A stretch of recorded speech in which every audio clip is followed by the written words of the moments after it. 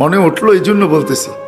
সাহাবী রসুল এসে জিজ্ঞাসা করতেছি, ইয়া রসুল, মুসলমান এখনো হন নাই, আয়সা জিজ্ঞাসা করতেছি, ইয়া রসুল আল্লাহ, আমার ইসলাম গ্রহণ করলে আমার গুনাহ মাফ হবে?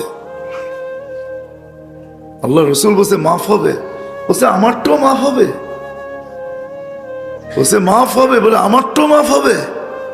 ওর বারবার চোখে পানি জড়তেছে আর বলছে আমারটাও মাফ হবে। আল্লাহ রসুলের দিল গলায় ফেলছে। আল্লাহ রসুল জিজ্ঞেস করছি, এমন কি যে মাফ হবে না? তুই বারবার কেন জিজ্ঞেস করিস? আমি তো বারবার বলতেছি মাফ হবে। তারপরও বলতেছে আমারটা মাফ হবে। কি হলো? বলছে আল্লাহ মেয়ে দিছিল, স্ত্রী লুকায় ফেলছে, লুকায় পালতে ছিলেন, আমাকে জানতে দেন নাই। যখন ফুটফুটে হয়ে গেছে, হাসতে পারে, খেলতে পারে, চলতে পারে, বলতে পারে, ফুলের মতো যখন হয়ে গেছে, ফুটা গেছে, সব বিকাশ ঘটে গেছে, তখন আমার সামনে দাঁড় করায় দিয়েছেন। ভাবছে এখন হয়তো দাঁড় করলে মন গলা যাবে,